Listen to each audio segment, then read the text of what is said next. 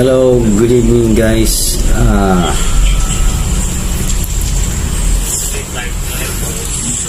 May gusto lang po kong i-share, no? Tungkol sa luyang dilaw. Yan. So, nag-search ako sa Google. Meron siyang nilalaman na 16 na sakit na pwede niyang o maaari niyang magamot.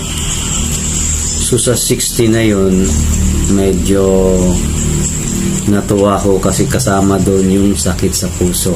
Kasi katulad ko, meron po akong rheumatic heart disease. So